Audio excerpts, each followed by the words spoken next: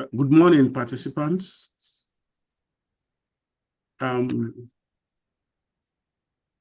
would like to commence this session by first of all recognizing the presence of our Director General.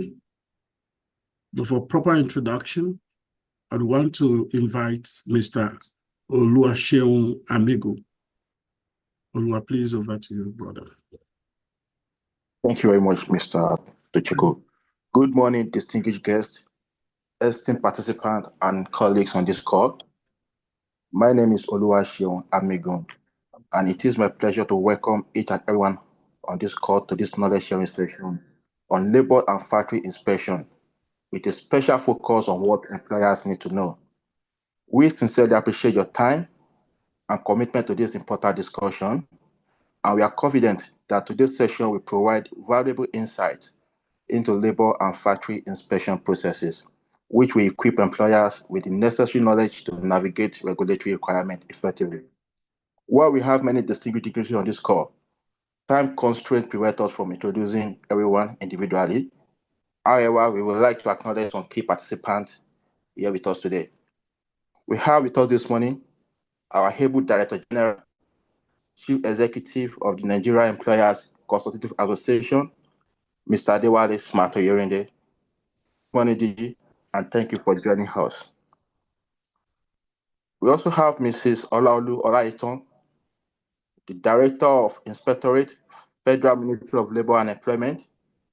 She will be leading today's discussion on what employers need to know on labor and free inspection. With her, we also have Mrs. Loretta Adogu. Mrs. Adogu is the Director, Occupational Safety and Health, Federal Ministry of Labor and Employment. We are delighted to have you with us, madam. Good morning. Mr. Idowu Ekundayo is a management consultant, and he will be sharing the employer's perspective on labor and factory inspection with us today. We look forward to your valuable insights, sir. We also have some of my colleagues from the Secretariat with us. We have our Director, Social and Labor Affairs, Mrs. Adine Kadebaya Jalan on the call. We have Barrister Thompson Akpabio, the Director of Regulatory and Taxation. And we also have Mr. Tochukwu Akpa, who is our Senior Executive Corporate Social and Labor Affairs. And he will be the one moderating today's session and guiding us through the program. At this point, I would like to invite the Director General of NECA, Mr. Adewale Smart-Oyorinde, to deliver the welcome remarks. You can have the floor, sir.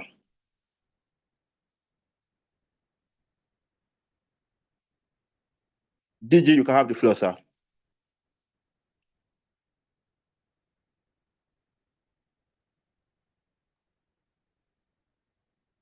Okay.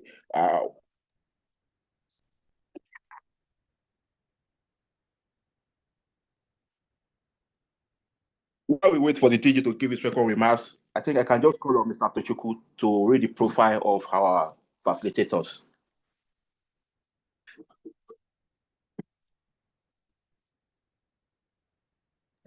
Thank you, Seun.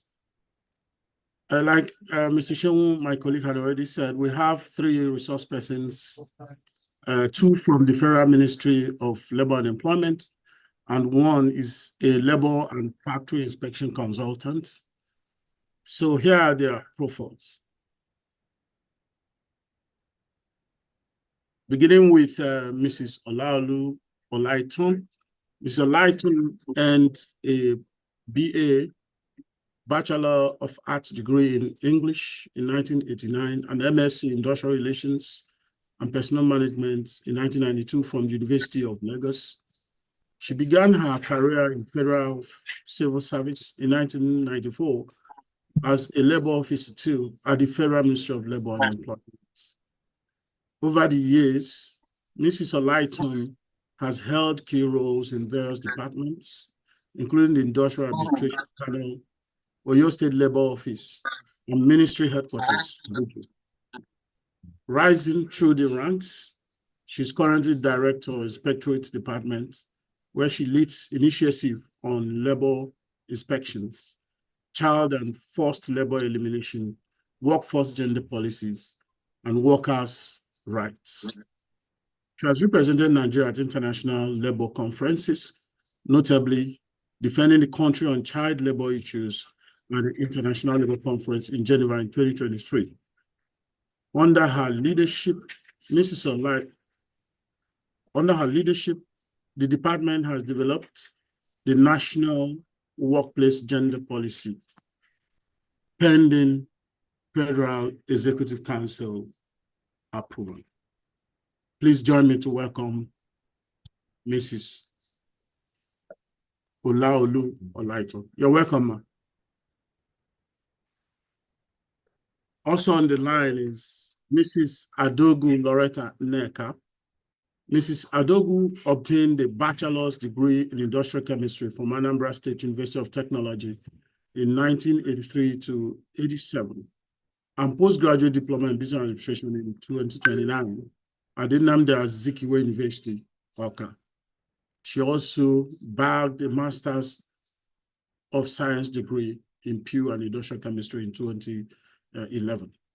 Mrs. Loretta N. Adogu joined the Federal Civil Service in December 1993 as an Inspector of Factories 1 in the Federal Ministry of Labor and Employment. She served and represented the ministry in various capacities, settling trade disputes, advising state governments on labor matters, ad hoc member and honorary secretary of National Industrial Safety Council of Nigeria, NISCN, chairperson for panel of inquiry for investigation of industrial accidents in Ogun State. She is a member of the Committee for Investigation of Recruitment Exercise carried out in the ministry and member of the board of Nigeria's Social Insurance Trust. Through clear diligence, Mrs. Adogu is currently the Director of Occupation Safety and Health in the Federal Ministry of Labor and Employment. You are welcome, madam. Also, Mr. Idowu Ekundayo is a seasoned human resources expert with over 3 decades experience in people management practices. His versatility, experience, and professionalism has enabled him to consistently deliver values. Those served at different times as HR services manager, factory human resources manager, and company employee relations manager, both in Nestle Nigerian PLC and Coca-Cola Hellenic Bottling Company. Idowu retired as ERM of Nestle in July 2023 to assume a new role as Managing Director of Talent Source Services in furtherance of knowledge exchange with our ever-dynamic world. Idowu has participated actively in the design and implementation of various workplace and people transformation initiatives. He possesses a robust experience in the following areas: design and execution of change initiatives, stakeholders with employee engagement and industrial relations, leadership capability development, HR administration, leading to the deployment of best-in-class people practices, social compliance, and government relations. Idowu has served in various capacities, among which are member of the Governing Council of Manufacturers Association of Nigeria, MAN, Ogun State Chapter, Deputy Chairman of Agbara Industrial Association, member of the Committee of Personal Experts, COPE, of Association of Foods, Beverages, and Tobacco Employers. Currently, he is a member of the Committee of Human Resources and Leadership Experts of NECA and Labor Migration Advisory Committee of Employers, NECA/ILO/IOE. He has an MBA in Human Resources Management from the University from Lagos State. He has an MBA Human Resources from Lagos State Graduates Chartered Institute of Personnel Management, CIPM, and Senior Professional in Human Resources International, SPHRIE certification. You're welcome, sir. Yeah, with this, sir, I want to invite the Director General to please give us your opening welcome address. Sir. Thank you, sir.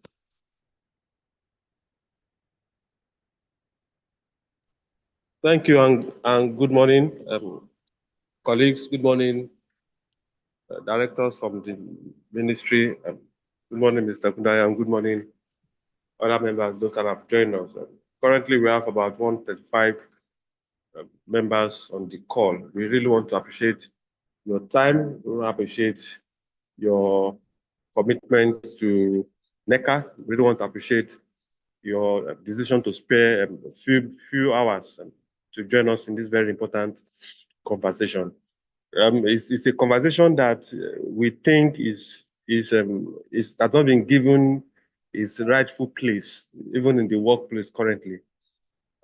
Before now, issue of inspection, issue of labor inspection is something that is paramount and the forefront of employee welfare, of health and safety, of so many issues that have come to define the workplace in time past. But progressively, everybody seems to have lost touch with the context and the scope of labor and factory inspection. Everybody seems to be comfortable with doing things the way they want to do it. And we feel with the new direction the ILO is going, with new emphasis on fundamental principles and right at work, with new emphasis on occupational health and safety, and NECA's definitive foray into the context of responsible business conduct and ethics first, we realize it becomes very important for us to bring back those critical issues that have come to define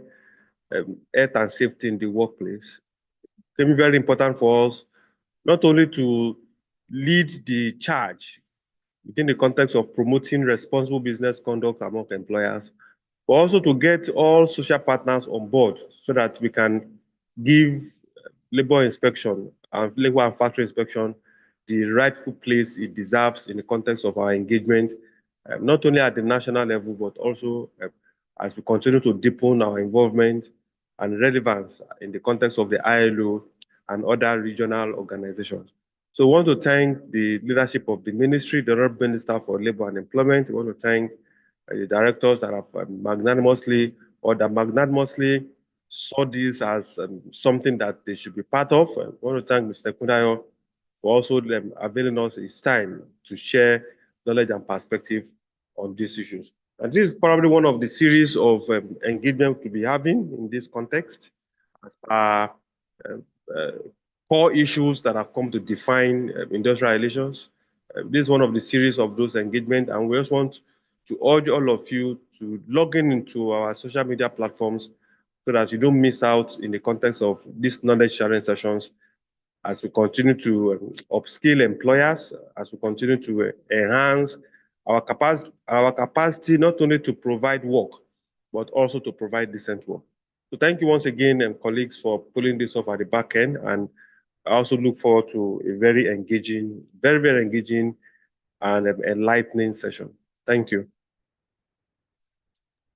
Thank you very much, DG, for the leader welcome address.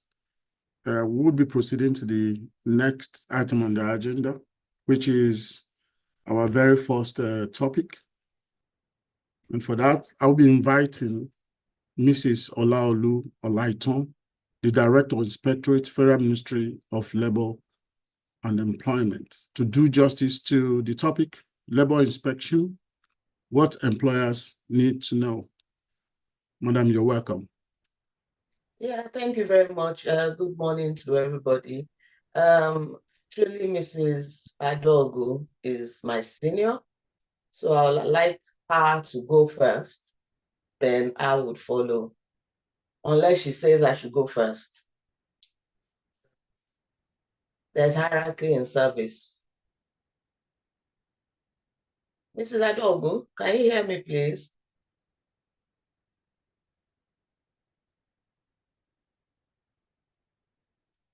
Hello, ma.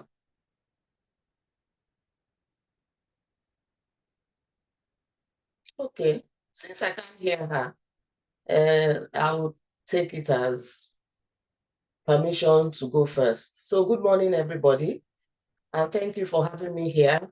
Let me try to share my screen. Hello, good morning. Okay. Hello, Okay. good morning. Yeah, good morning, ma. Can you hear me? Yes, we can, ma. Okay.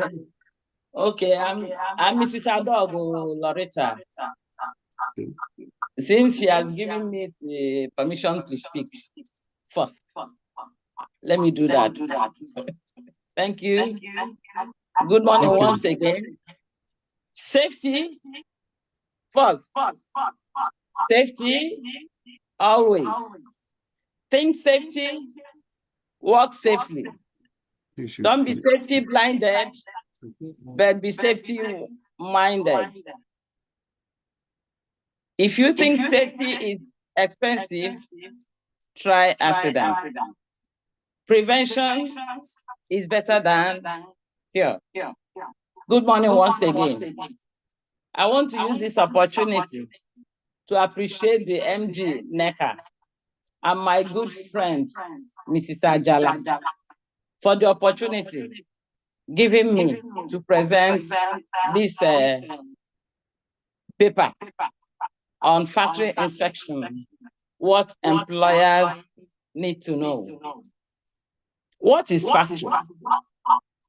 In line with Section 87 of the Factories Act 2004, a factory is any premises where one or more persons are engaged in the process of making, altering, repairing, ornamenting, finishing, cleaning, washing, breaking up, demolishing, or adapting for sale of any article.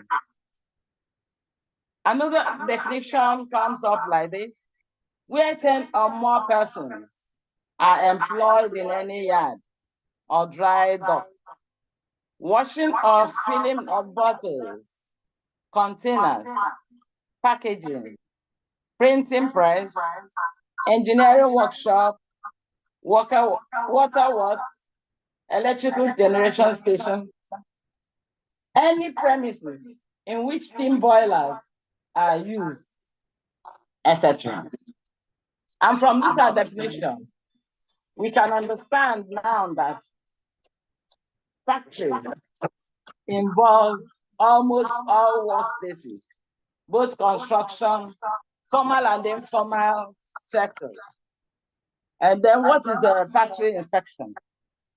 Factory inspection is one of the enforcement activities to assess a facility by the statutory authority or competent authority to ensure compliance with various standards and regulations.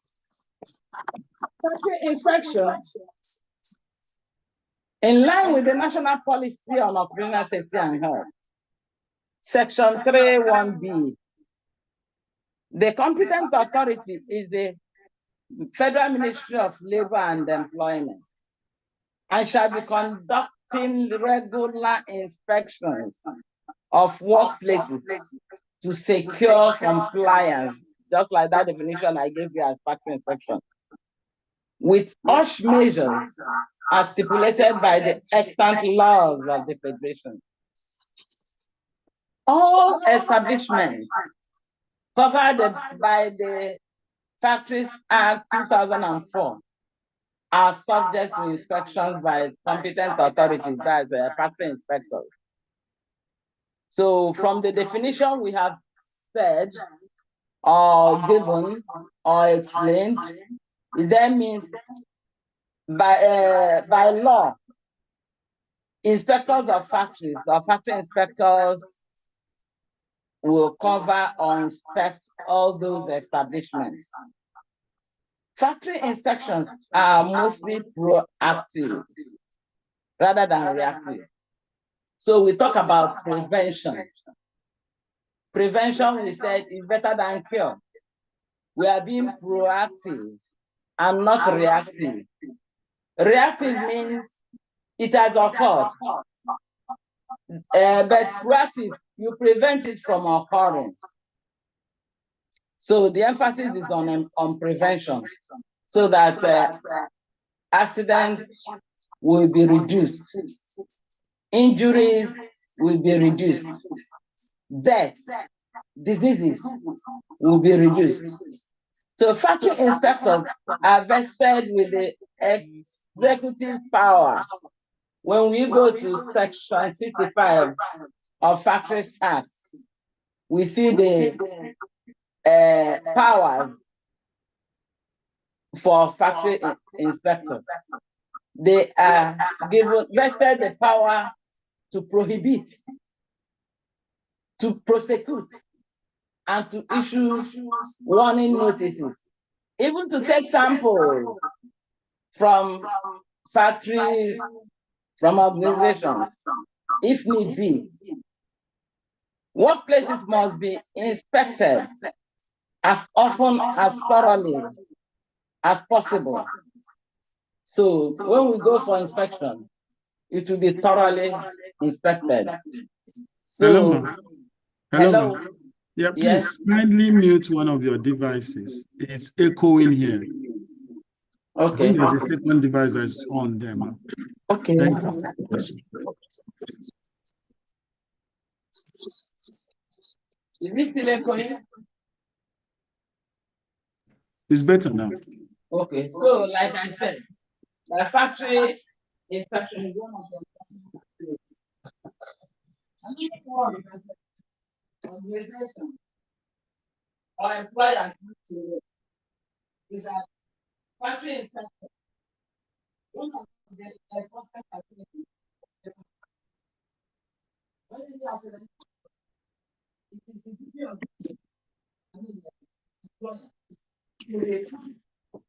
to the nearest labor office. Please, ma, we can't hear you, ma. You can hear me now. We can't hear you properly, ma.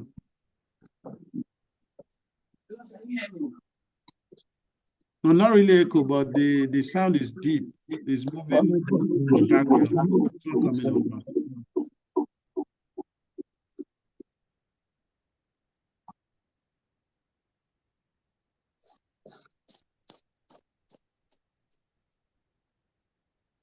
Hello, can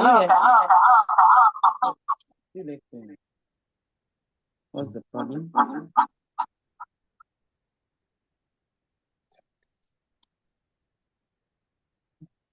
Hello. Hello, ma. Can you hear me? Yes, much better, ma. Okay. Yes. It's all right. Like I was saying, accident investigation. Any employer where accident occurs will report. There's a form we usually issue to every employer, Form Lab FCs, where they report every accident.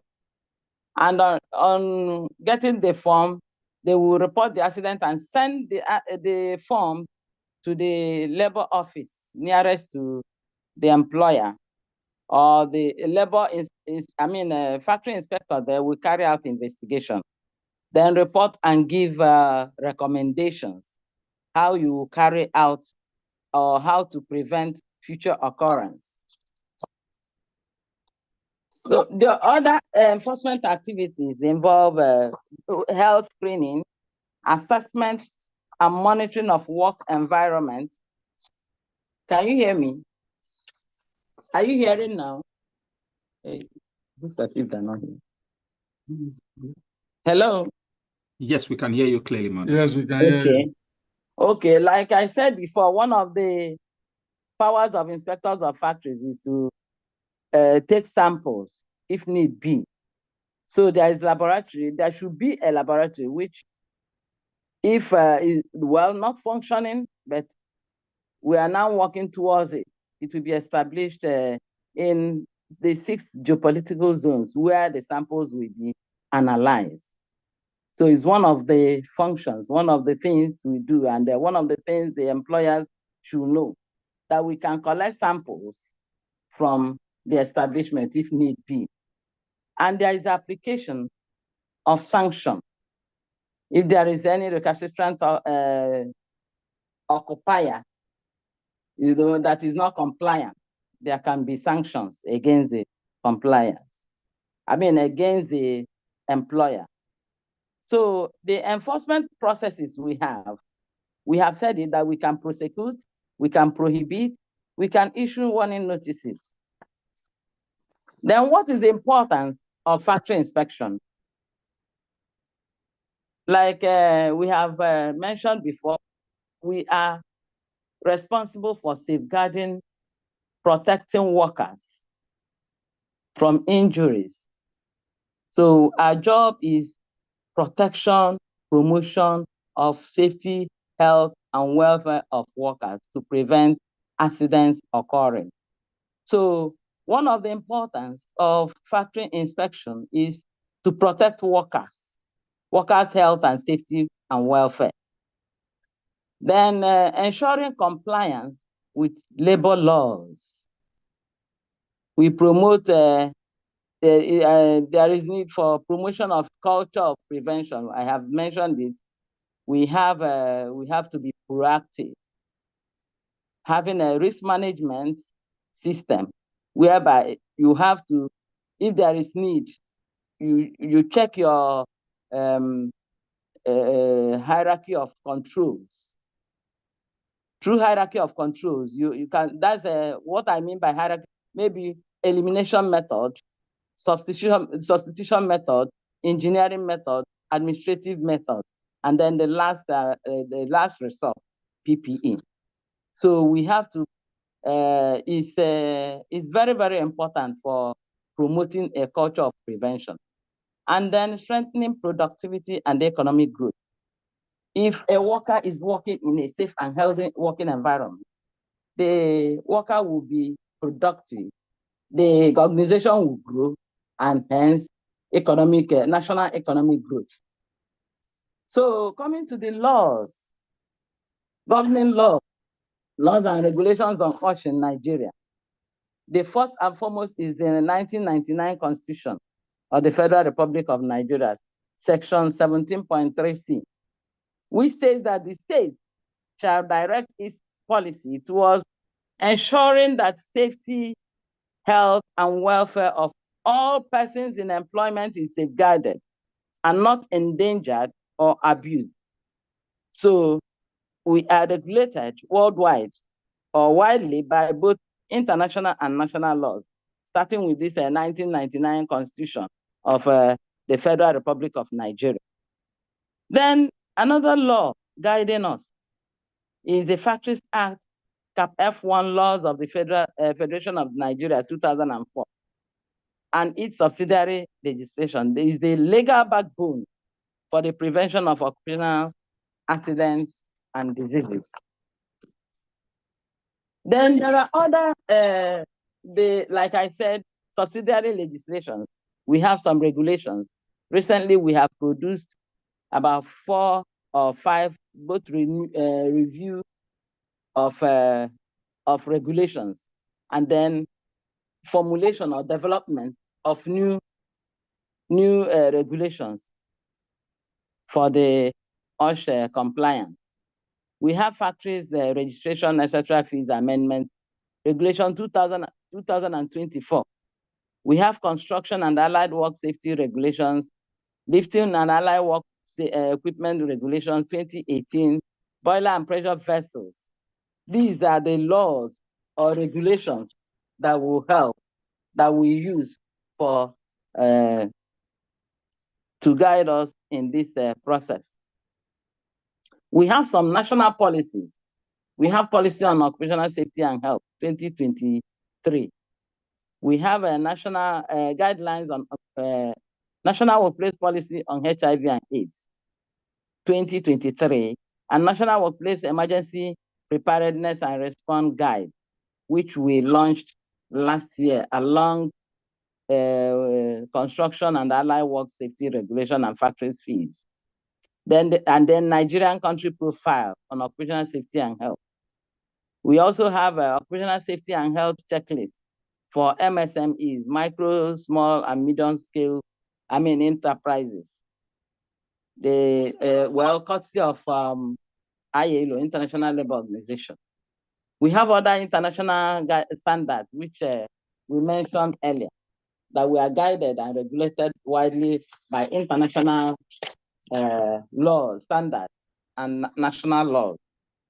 We have Nigeria ratified conventions C155 and 187, which labor is the custodian of, and now we are implementing it.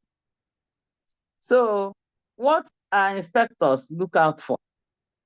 The key areas, Factories Act 2004, it has 11 parts. We have a registration, safety provisions, health provisions, health welfare provisions.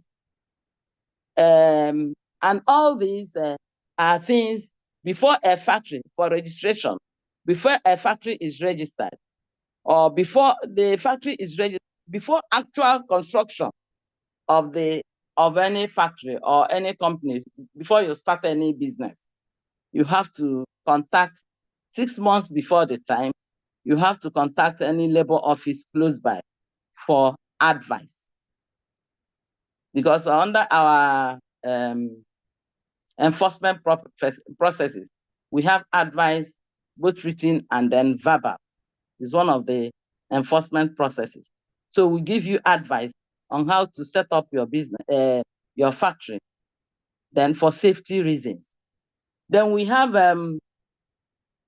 safety provisions. We look out for general housekeeping of the factory. What are the safety and health how is the safe and healthy working environment there? Are the machines guided? Safe and modern equipment, how are the processes going on? Then health and welfare facilities in terms of medical surveillance, ergonomics, first aid. Do you have any first aid provided for your workers? Or do you have any, maybe ambulance? Then emergency preparedness and response systems. How do you go about your fire prevention and firefighting system? We check all these things, smoke detectors, alarms, fire alarms, and others. Then we look out for certification, on the third-party certification of your lifting, and for those that have lifting equipment, boiler and pressure vessels. So we look out for that. And we have some tools, like I said earlier, we have checklists for MSMEs, and we have checklists for other formal sectors. We have national OSH regulations, like I mentioned earlier. All these regulations we use to ensure safety and health. So what are the duties? What are you supposed to know? What are you supposed to do as an employer or as an organization? What you need to know? You should know that safety, health, and welfare of your workers are in your hands as an employer. You have to maintain your plant system, your processes, so that it will be safe for workers to work in. And there should be no cost to workers of any PPE, that's personal protective equipment issued to them. It will be at no cost to the worker. The employer should know that they should provide information on classification and labeling of chemicals to understand the risks associated with chemicals and take necessary precautions. The employer should know that he should train his workers regularly. Train your workers on the operation of your machines so that it doesn't cause accident. And if you cause accident, you know what it will cost you. Safety first. Prevention is better than cure. You have to prevent accident from occurring. So we have to, we look out for the policy. What are the company policies? Are your policies in line with in line with national policy on occupational safety and health. What about your commitment, management commitment to safety? The management should have an annual budget for safety and have a safety committees and have a safety officer that will be in charge of safety. Then there should be information, have information on the operation of the machine, like I said earlier.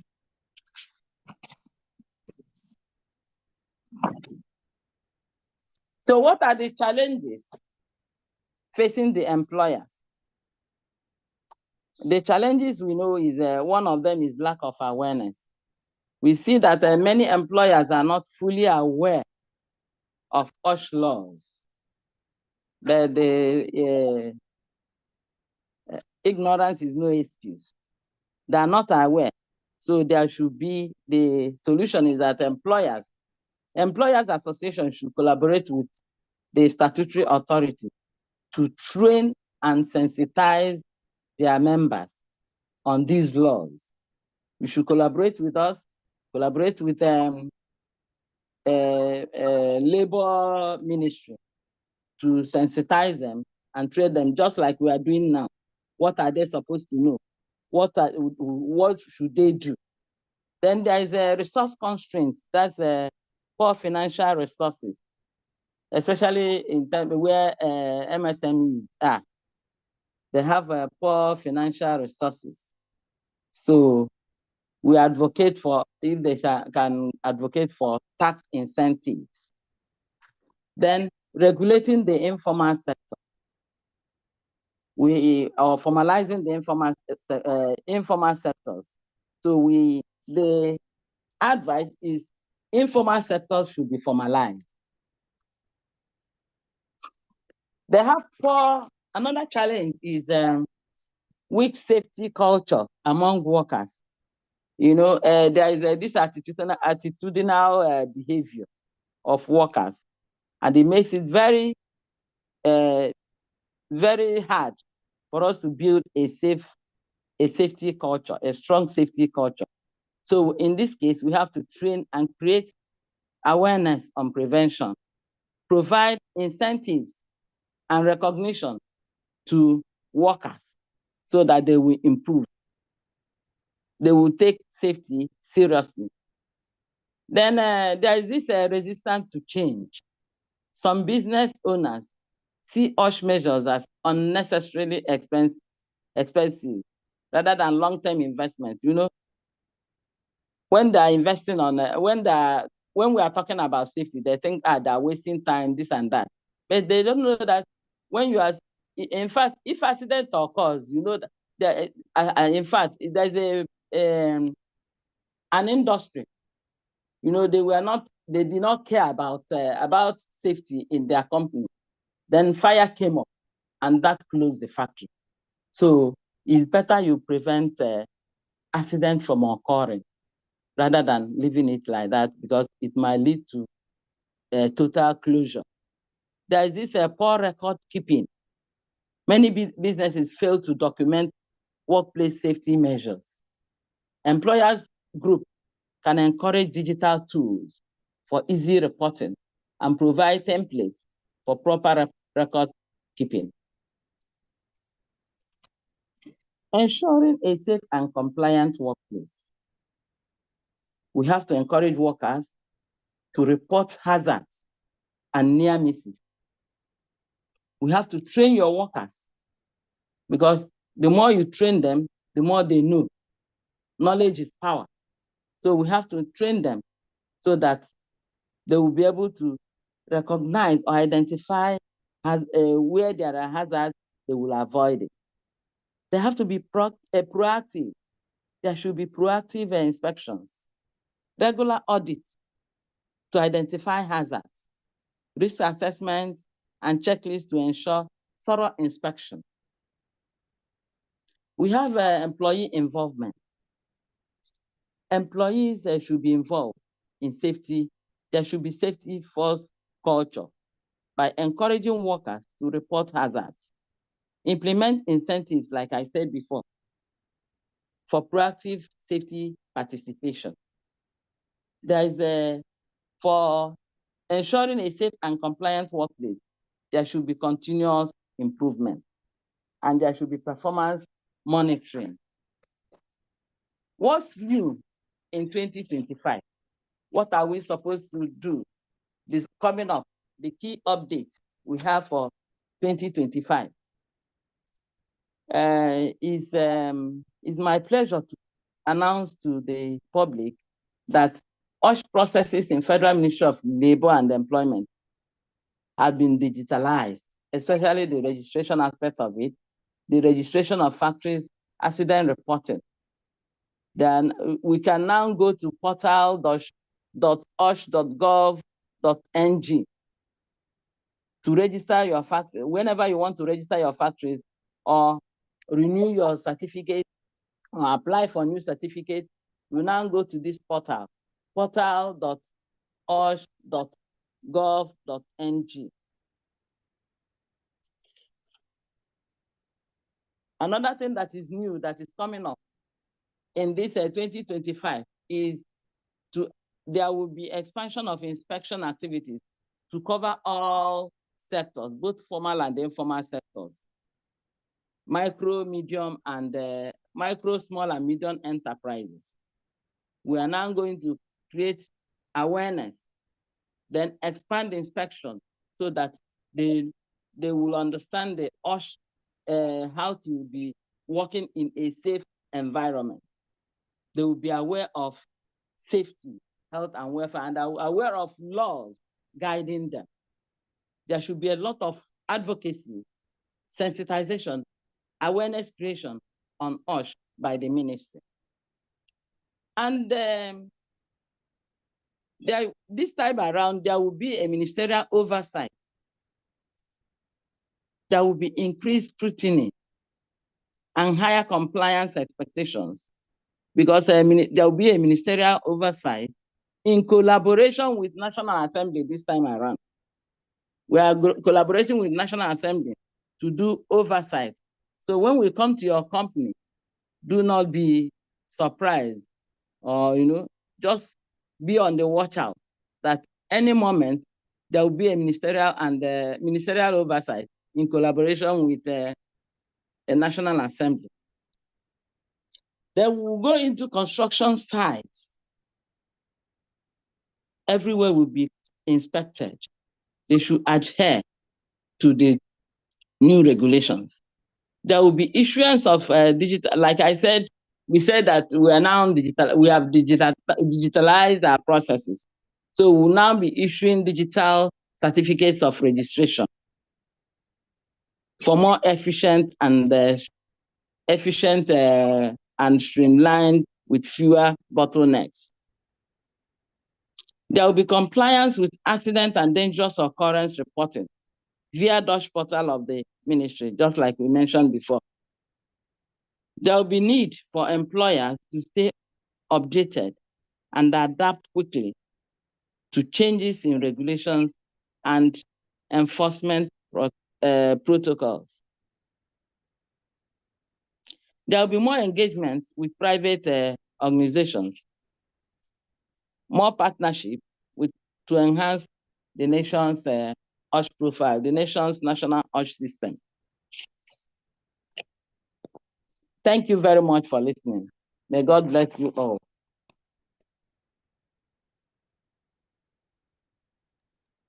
Thank you, Ma. And you too, Ma.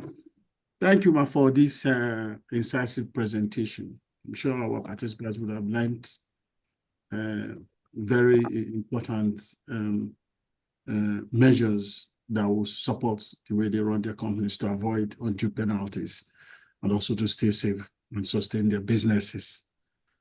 We are hoping that we might have this presentation since we are not able to view it so that our members can look at it, our participants can look at it properly, so in order to assimilate your very meaningful presentations. Thank you, man.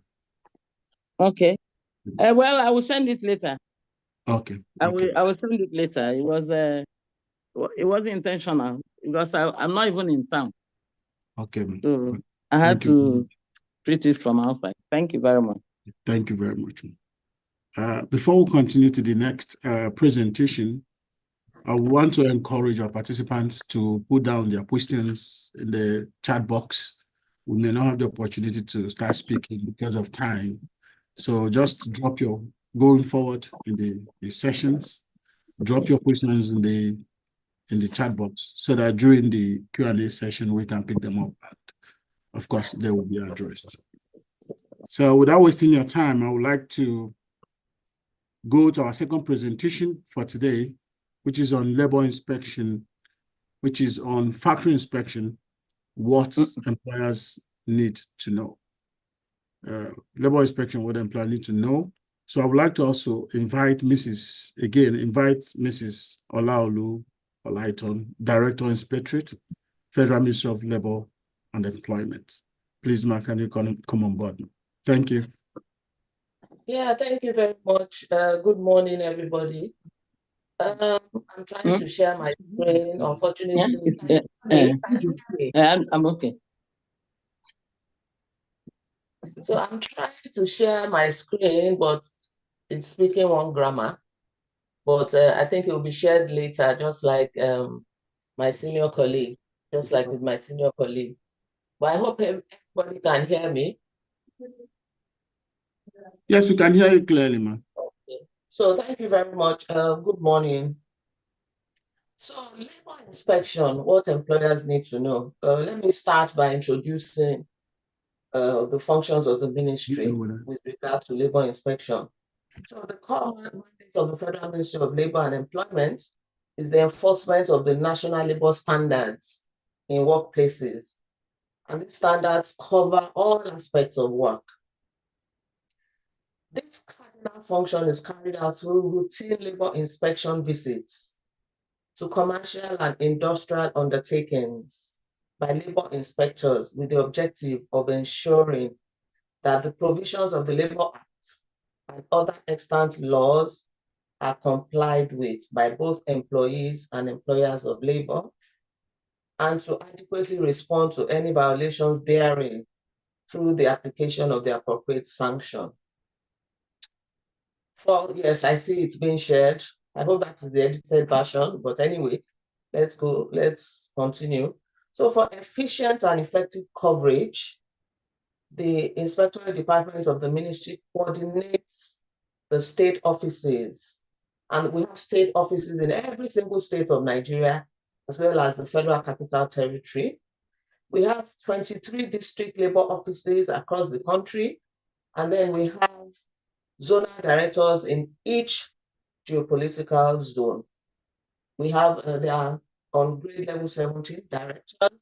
And then the state offices are usually headed by grade level 15 and above, designated as state controllers of labor. These controllers act as liaison officers between the federal government and the states and local governments on labor matters, as well as coordinate other auxiliary activities of the ministry. As you may be aware, labor is on the exclusive legislative list. So you do not expect to find like, for instance, Lagos State Ministry of Labor. So that is why we have state offices and state controllers who interact with the state governments for us. So they also represent ministry, excuse me, during negotiations with chief executive officers of various firms and so on and so forth. As you know, we are state controllers and the chief conciliators.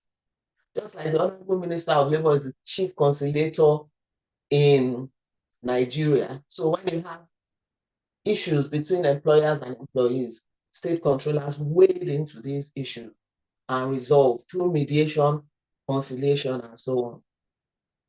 So the types of labor inspections, we have the routine one. The routine one is that we carry out day in, day out. I'm sure many employers have had encounters, or rather, they've had interactions with labor officers who just come and inspect your company. Sometimes we have the integrated inspection, because as Madam explained earlier, factories inspectors look out for the machinery the boilers, the machines, the layout of the factory, and so on and so forth. We look for different things which will be highlighted later on in this presentation. So sometimes we go out together to see these, to inspect together. So visits on request, sometimes we may be asked by maybe an employer or some employees that to inspect a particular place. Maybe there is an issue they want us to come and take a look at. Then investigative inspection, that's when we receive reports that, oh, maybe for instance, employees are being maltreated in one way or the other. Then we go there to find out what is really happening. Objectives of labor inspection is to secure the enforcement of legal provisions relating to the condition of work and the protection of workers while engaged in their work. So some provisions, hours of work, wages, welfare, employment of young persons, and so on and so forth. So to prevent exploitation, the DG, when he was giving his opening remarks, mentioned fundamental principles and rights at work. We have 5 of them. We have, there should be no child labor, there should be no forced labor, there should be no discrimination. Workers should be free to join trade unions and engage in collective bargaining. And the latest one is, occupational safety and health at work. So when we come on these labor inspections, we address these issues. We look out for child labor issues. Do you have children working for you? Now, we know some children are actually allowed to work. From age 15, 16, children are allowed to work, but they should not be engaged in any kind of hazardous work. So if in your factory, you have children operating machines, children working in hot places, in places with loud noises, they should not be there. You can have maybe a 15-year-old, a 16-year-old, maybe helping to serve tea, maybe helping to ferry one document from one place to the other within the premises, but they should not be engaged in hazardous work. So we look out for such things. We look out for forced labor. Forced labor, when somebody is working under duress, somebody has not volunteered to work for you, somebody has not offered their services willingly, but the person is being made to work under one penalty on the other. For discrimination, when we come on labor inspection, we ask how many female, how many male you have working. And then, sometimes we ask if there is a massive disparity between the numbers of one sex versus the other. We ask questions, why?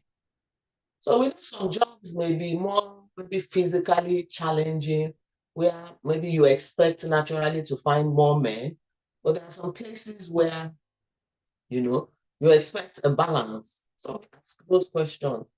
And of course, we ask, are there trade unions there?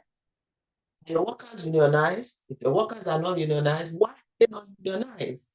Is it that the company has said you cannot join a union? That is against the law, because they have the right to join a union. So those are the things we look out for. We also provide technical information and advice to employers and workers concerning the most effective ways of complying with the extant labor laws and provisions. By promoting decent work, encouraging workers to provide safe and healthy working conditions, fair wages, and social protection. We also prevent labor disputes. I mean, we're aware of what labor disputes can do to the country. When workers go on strike, when workers shut down a company because of one dispute or the other. On routine labor inspections, the opportunity to nip such situations in the board. But when we come, we interact both with management and with workers, so that, if a worker, of course, maintaining the utmost confidentiality, if a worker has an issue that he wants to discuss, or a workers' representative or the union representative has something they want to tell us, so that we can wade into this thing before it becomes a major issue. And then, so like I said, preventing labor disputes, identifying and addressing potential labor disputes, nip in the bud before it escalates to strikes.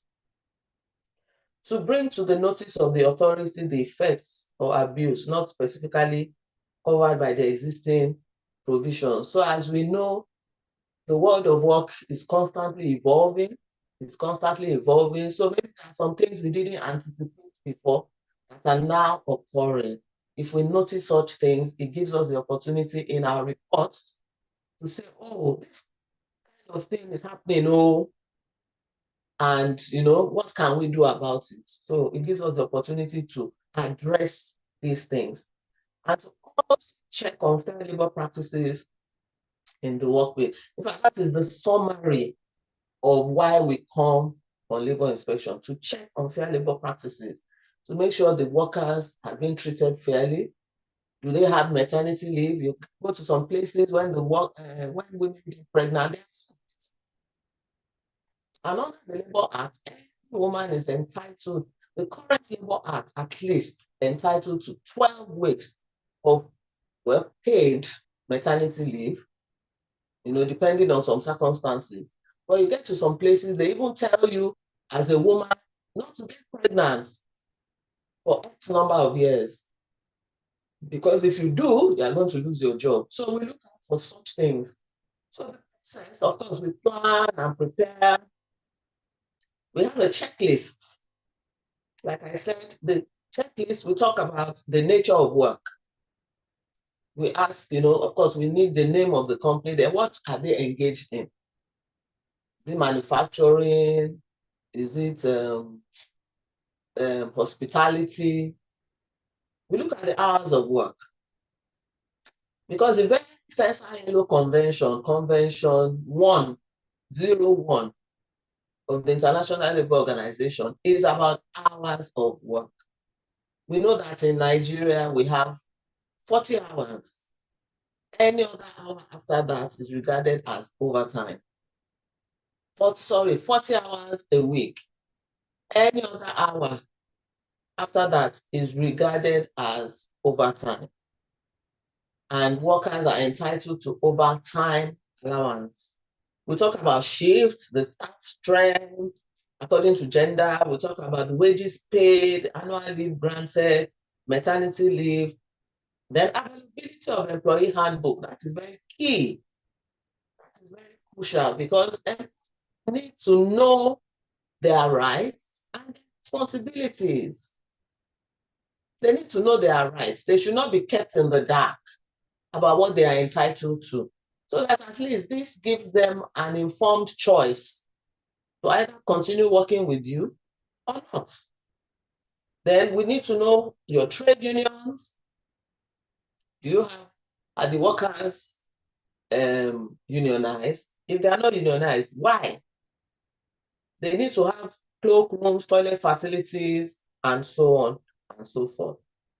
Then we identify non-compliance and provide guidance to employers on how to rectify the situation. So, a lot of the time when you get to a company, the employers are already on the defensive. It's like, oh, their enemies have come. But I want to assure you that is not what labor inspection is about. Madam Adogu already mentioned the fact that a happy and healthy employee is a more productive employee. And a more productive employee will bring more profits to the organization, and a more profitable organization will pay more tax to government, and the GDP of the country will grow, and the country will become richer, and hopefully the citizens generally will have a better standard of living. So when we get to a company, we are not there to fight with you. Well, a lot of the time, when we don't come, some powers under the law, we don't come wielding the big stick because the last thing we want is for any company to shut down. This is the last thing we want, because the Federal Ministry of Labor is in the business of ensuring decent work, job creation. So if a company shuts down, it means automatically some workers have lost their jobs. It means automatically their dependents are in trouble. We all know, at least it is said, I don't know who did the research, but typically an average worker has maybe like 10 dependents, both family and non-family. So if a worker loses his or her job, there's big trouble ahead. So to shut down anybody's company, that is not the purpose.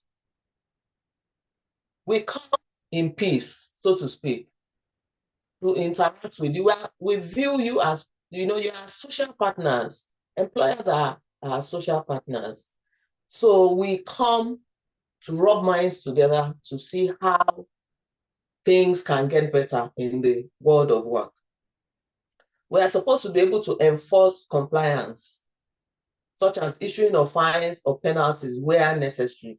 But like I pointed out, this is rarely done because we want companies to thrive. We want employers, companies, factories, what have you, workplaces. We want them to do well so that they can take care of their workers. So there are some challenges, labor inspection in Nigeria. Inadequate manpower and resources. We know Nigeria is very, very large. Nigeria is very large. Somebody once asked whether we had enough labor inspectors. And I said to the person that I don't think we can ever have enough labor inspectors because Nigeria is large. We know geographically, demographically, Nigeria is large. The informal sector dominates. We have like what, maybe 90% of workplaces operating in the informal economy. So even if we were to have, I don't know, 10,000 labor inspectors, I don't think we would have enough. And then the resources, because also, things have become a bit difficult. Some states are very large. So covering states, I was once in Cross River State on a visit to the office, and they lamented to me that to go from Calabar to Obudu, it's like from maybe Lagos to, I don't know, to Benin or to, it's far. And this is within the same state. So those are some of the challenges. Employers and taxing inspectors to overlook violations. Unfortunately,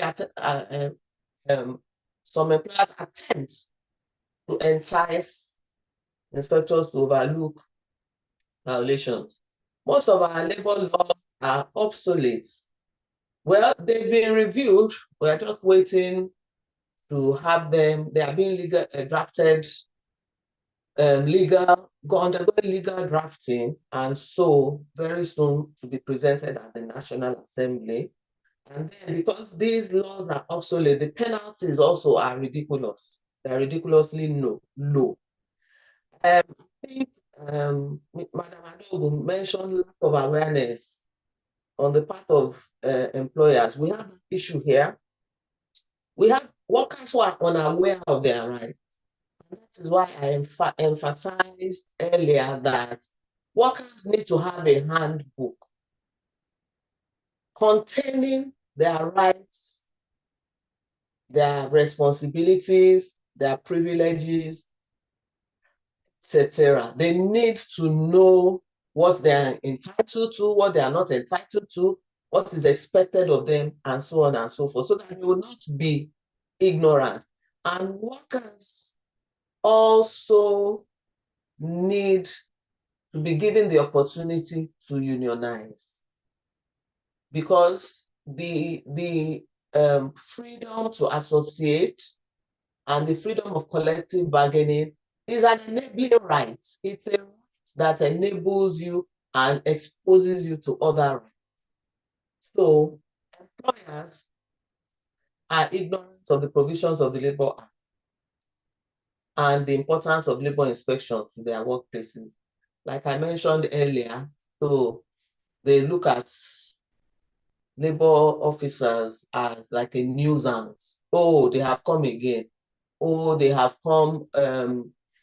Some of them look at it like an interruption of the smooth running of their organization, because they have to take time out to talk to these labor officers and to take them around and to answer their questions and to provide the necessary documents. So for them, it's like, oh, you've just come to disturb me.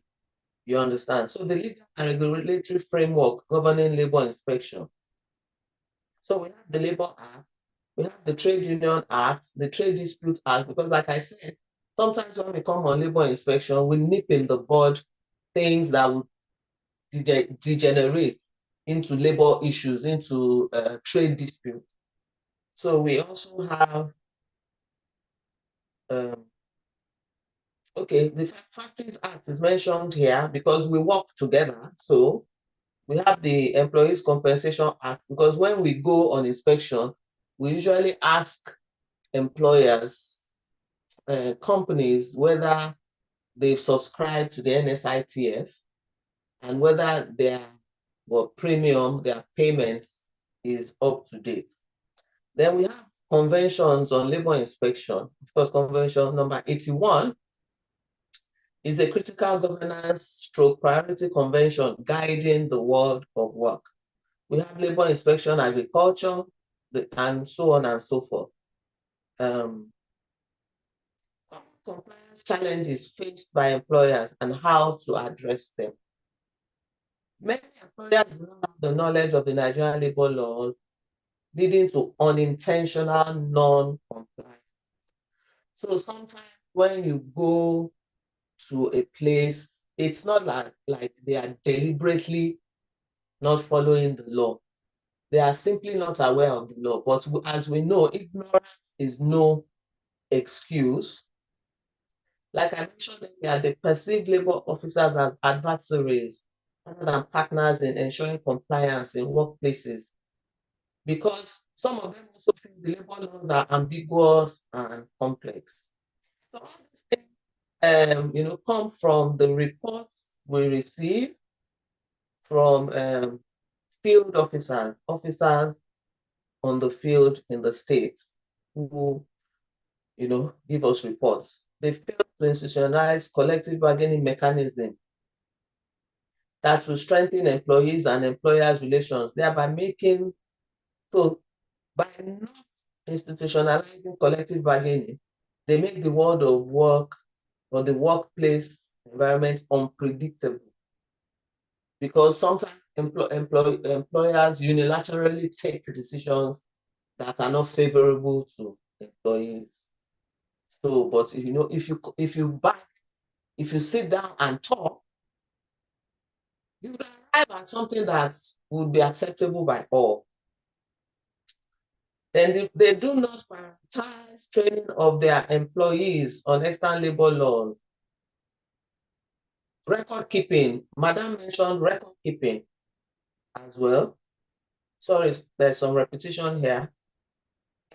Employers do not provide conducive working environments to save costs and maximize profit and revenue. Insufficient safety measures, inappropriate remittances. Yes, we have issues with some workers whose pension contributions have not been forwarded appropriately to PENCOM. And so when we go, we see some of those issues and we call their attention to it. So how to address some of the challenges? Development of a compliance checklist to ensure compliance with all relevant labor laws and regulations relating to the world of work. Institutionalizing collective bargaining mechanisms to promote effective and productive social dialogue that engage the tripartite constituents. Regularly review and update policies that align with ILO standards to ensure compliance and elimination of unfair labor practices in accordance with extant labor laws. Open communication. Communication is wonderful for preventing discord, preventing problems, and for ensuring progress. Even in a marriage, we know that once communication closes, that marriage is on its way out. The marriage is about to die. But if you can communicate all the time, keep workers abreast of what is going on, even workers can hint the employer on things that are happening that the employers may not be aware of, regular training for employees on safety procedures, labor laws, and company policies to maximize efficiency. Conduct regular self-audits. Employers should regularly review their records, their standards, and procedures to ensure compliance with labor laws and required regulations. And then risk assessment, evaluation. Way forward for improvement. To strengthen inspection in Nigeria, the following measures are recommended. Well, yes, we are working towards the passage of the Labor Standard Bill and other bills related to the world of work. Yes, this is an in-house thing. We are working towards allowances for labor officers because, believe it or not, some employers have attacked labor officers physically. Some employers have had labor officers arrested. Some employers have had their security officers, just manhandle labor officers just because the labor officers are there to do their work. So we are appealing to employers on this platform and beyond, and please tell those who are not here, let each one reach one, that labor officers are not your enemies. So please do not have them arrested, do not have them manhandled, do not insult them or assault them in any way. So, and that is why we are working towards hazard allowances, coupled with the fact that they have to travel long distances. Even in Lagos, for instance, we've had cars clamped and towed by LASMA and whatnot. We've had all sorts of things happen to labor officers just because they are doing their job. We need to increase penalties for labor for violations. We're also in the process, just like Madam said, they have digitalized many of their processes. We are also in the process of digitalizing processes, and we are going to establish anti-corruption mechanisms to prevent compromise, conduct public awareness campaigns, provide accessible channels for reporting labor violations, and so on and so forth. So we have recent policy updates and their implications for business. We have extension of labor protection services to the informal economy. Yes, we did a training of trainers and then step down training. We've covered 31 states now or 30 states where we have trained labor officers on how to effectively inspect the informal sector. We know, of course, that you cannot inspect every single barber and every single hairdresser, but what we're trying to do, also in collaboration with the Department of Social Security and Cooperative Development, which is encouraging all these artisans and workmen to form cooperative clusters. So we are hoping to reach out to their trade groups, their cooperative clusters, to also work in collaboration with FIWON, that is the Federation of Informal Workers of Nigeria, to be able to reach the informal sector where most of the unfair labor practices take place. So, in conclusion, labor inspection is imperative for protecting employers and workers' rights, and thereby promoting productive employment for all. The ministry remains committed to delivering on its core mandate of ensuring job creation, promoting decent work, and productive employment for all categories of workers and employers, as well as peaceful and harmonious industrial relations in the country for enhanced economic growth and the development of Nigeria. So thank you very much. Thank you, Madam. Thank you for this wonderful presentation. Very incisive and well articulated. Thank you very much. To move forward, I still encourage participants to drop your questions in the chat box so that at the end of the next presentation, we can, quickly address them. Thank you. To move forward, I would like to invite Mr.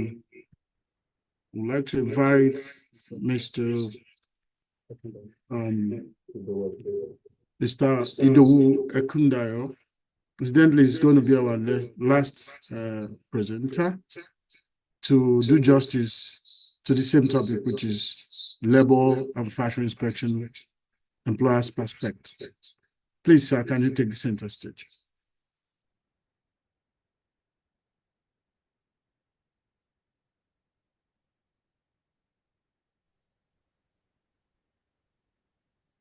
Hello, sir. Hello, can you hear me? Loud and clear, sir. And can you also see my presentation?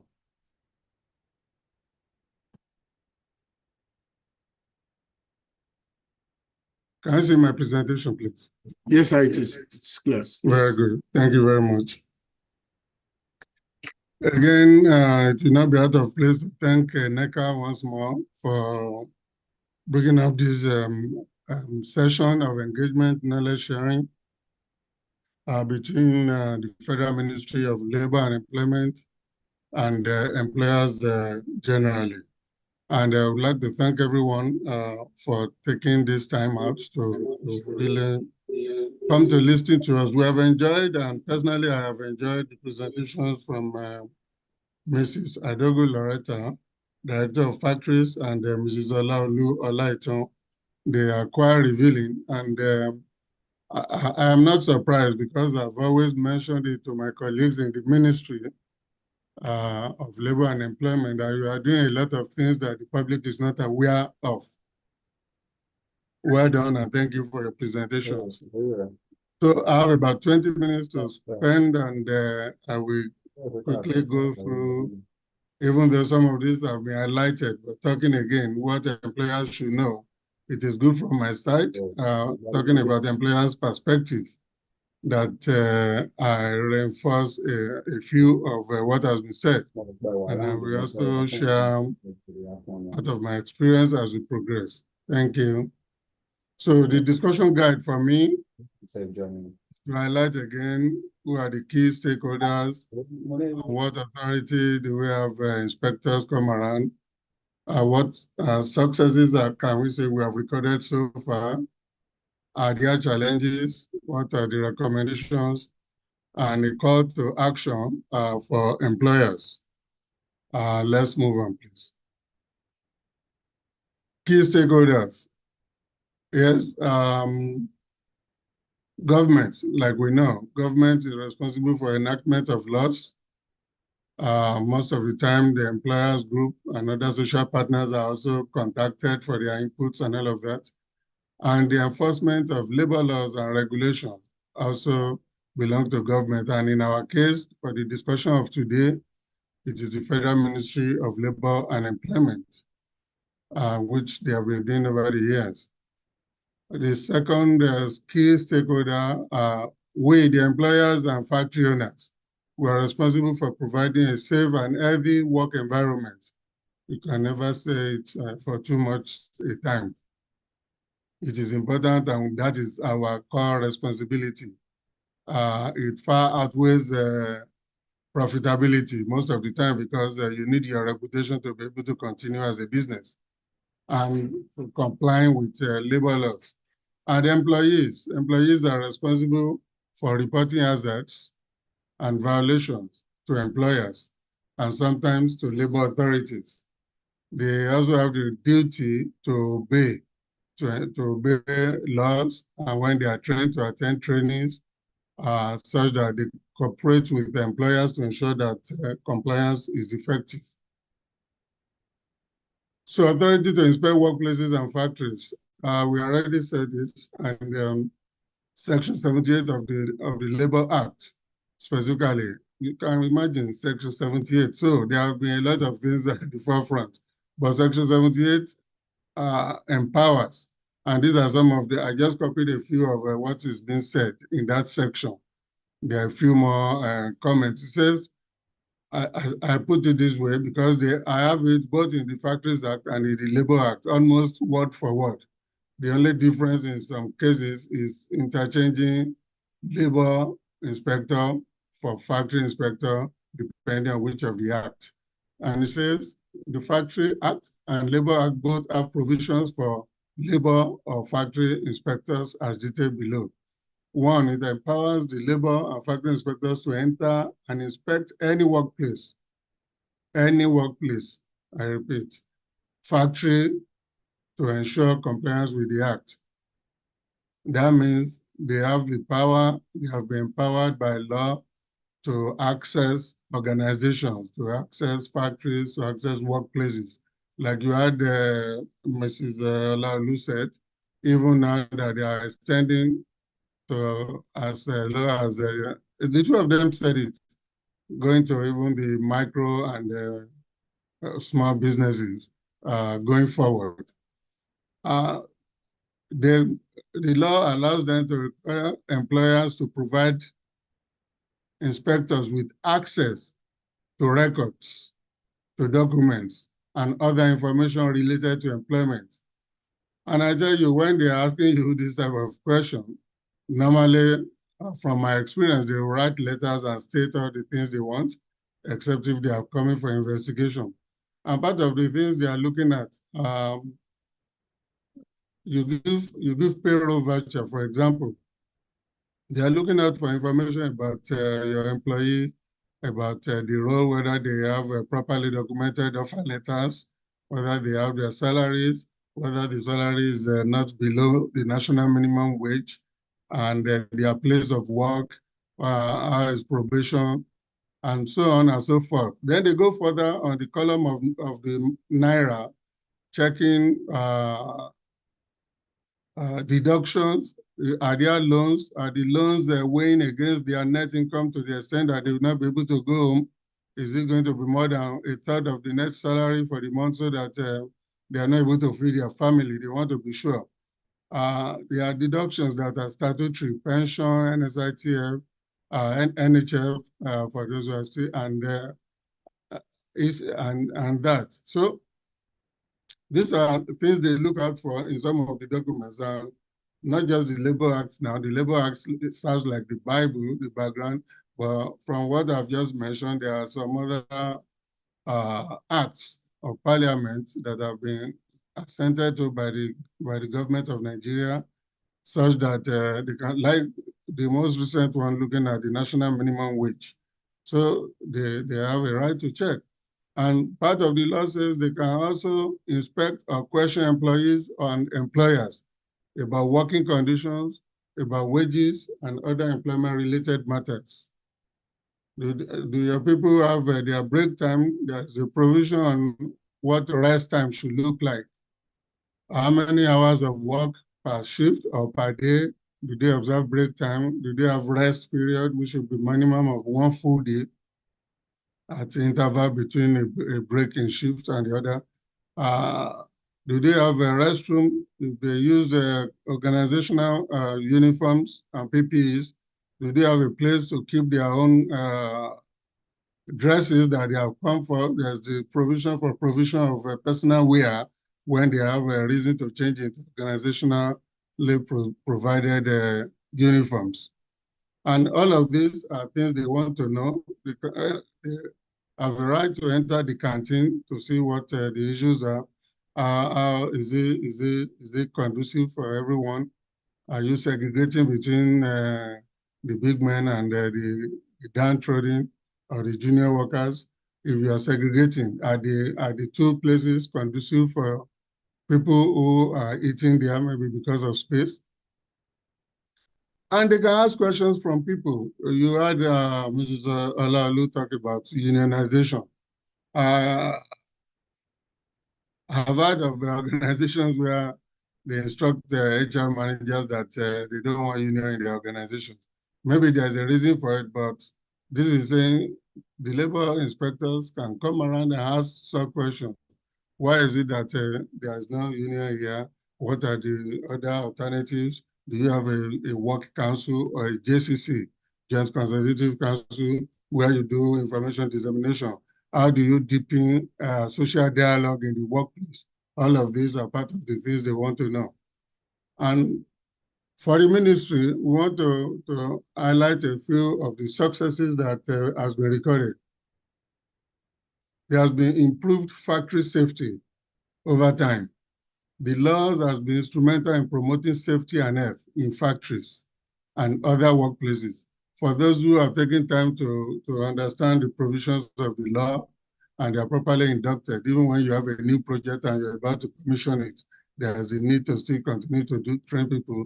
And we are saying that there has been improvement in factory safety because of the laws that have been provided, not just the labor law, there are also industrial safety law and all of that. There's increased compliance with occupational safety and health regulations. Studies have shown that Nigerian factories have improved their compliance with occupational safety and health regulations. We may not be all there everywhere at the same time, but these are some of the successes. Like one of the directors said, that Nigeria is large. Yes, we have larger countries, but by our size, we also know that some factories were not even existent in some 30 years ago, 25 years ago, and all of that. But there has been this increase, steady increase in occupational safety and health, especially its regulations. Then there has been increase between stakeholders. There has been collaboration between stakeholders, facilitating the sharing of best practices, training, and awareness programs. And I tell you, yes, because I had the privilege of working in a place that has high value for safety and workplace, general work condition of service, top class. What has been seen is that you see in discussions that some organizations call back to us to ask what are those things that are doing well. Can we visit maybe the HR manager? Can we visit to one of the safety inspector or labor inspectors suggested that we should visit you? When can we meet and things like that? So sharing of best practices have been going while they're in the ministry. Challenges, I will not overflog this because the ministry of extensively highlighted this. Challenges that we see, we get to hear of inadequate funding for running inspection activities and enforcement. And this is a big challenge that needs to be sorted as a country if we really want to step up and attain the goal that we have set to ourselves, even now that you want to extend the scope to cover small and medium scale enterprises. We will request that there should be a way, maybe, I don't know, but there should be a way of budgeting fund approval and release such that you don't have your fund for Q1 released in Q2 or Q3. And this may impact, we see this as impacting your operations. I think it's about bureaucracy, more or less. Then we have observed shortage of trained inspectors. There is shortage of trained labor and factory inspectors to conduct effective inspection. And this has been said clearly by one of the directors. Yes, factories keep coming to Nigeria, investing in Nigeria is a plus for the country. Organizations, individuals who are nationals too, and who are blessed setting up industries. So we have the challenge. How do we cover all of these industries? There are industrial clusters, but I think the challenge continues to come up because people do age and need to retire. So people are retiring, people are resigning. There's also the impact of migration. Migration is not a new thing. There's the impact of migration, all forms of attrition, the way it comes. And this, we believe, is impacting the performance, the coverage of the mandate for labor. Corruption, I've stated corruption here, and I'm happy that one of the directors also stated it. And in a statement said, yes, employers do entice labor inspectors. And I think I like that statement because so we can also say from this side, and we are not, it's not about a bank of passing buck. Yes, we could have employers that are not up to par with minimum requirements. And what they want to do first is to look good by doing their hospitality beyond the minimum limit. And so corruption among some officials and employers can hinder effective enforcement. So my focus talking about corruption either way, either from the employers or from the labor officials, is that when an employer entices a labor officer and he or she is made to look away from a challenge that could have been resolved on the spot by taking certain decisions, official positions, it robs the business community and Nigeria the benefit of improving on our standards and on our measure of practice in whatever business we are doing. So it is good we have both agreed that there's corruption and it's on both sides. And so it is good. Employers, we have had, and we know that a lot of organizations have policies on gifts and entertainment. Please let us keep to our policy on gifts and entertainment and ensure that we do not entice labor officials. And we also encourage labor officials, please, our directors, please help us say it regularly to your people who are our friends, that they should continue to keep their code of practice. Let me share this one as a personal note, that in my 30 years thereabout of attending to labor or factory inspectors, either as a factory HR manager or at the corporate level, I have not seen anyone asking me from the ministry, asking me for whatever, because maybe they also know the type of organization that I work with. But I respect them, I value them. They are very professional. And I think you should be celebrating your excellent people so that they become the lighthouse, shining examples to others. And sanction people who are reported to be tarnishing the image of the organization. Employers should also do the same. I know employers will not send anybody to go and do anything under the table. So there's limited access to information. There's difficulty assessing and keeping detailed information on workplace hazards, violations, and learnings. Yes, organizations may be doing their bit. I've also listened to you saying that organizations are not good record keepers. We will need your support, and we will also ask you that we will need you to do a few more on that other side too, because of the fact that we need a lot of information and guidance from you going forward. All the organizations, a lot are new and the maturity level is different. So recommendation, increase funding straight away. Where is it? Let us allocate sufficient funds for inspection and enforcement. Let us develop people, capability development. Let us provide training and capacity building programs for our inspectors. They can be attached to organizations.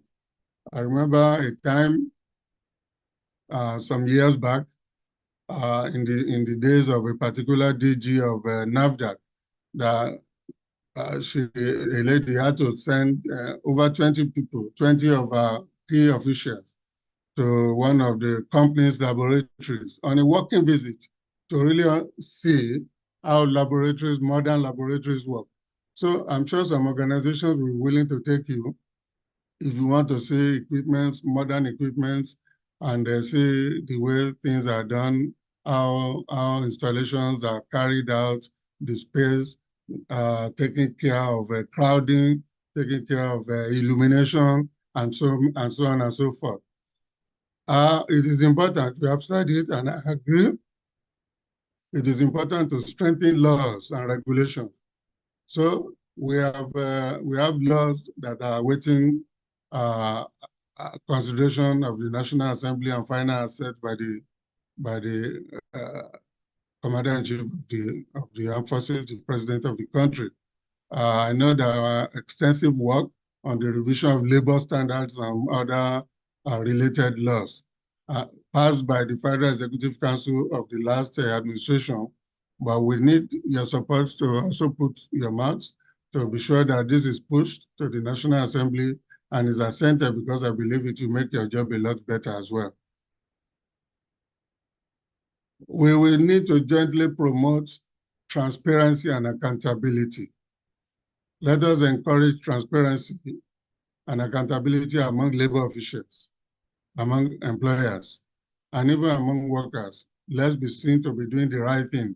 Nigeria belongs to us, and we only are the people who can make the best of it, including the foreign nationals who are in Nigeria today. We are all in the game together.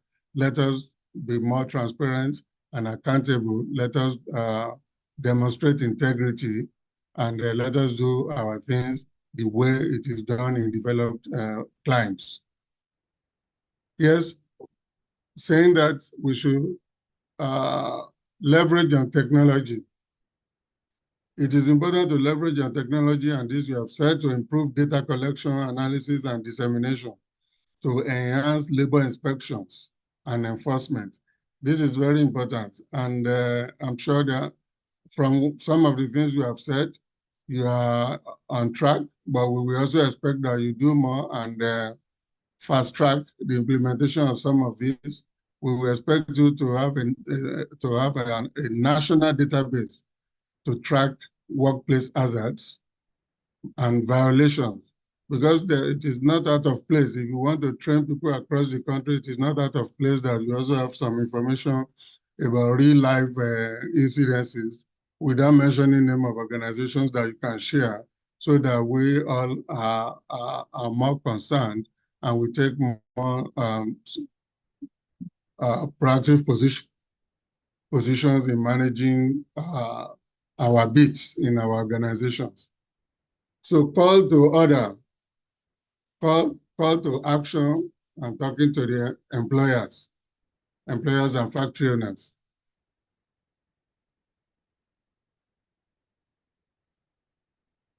Action number 1 should be for us to understand the provisions of all relevant laws. Like in this discussion, I've mentioned a few laws, apart from the labor law, apart from Labor Act, apart from the Factories Act.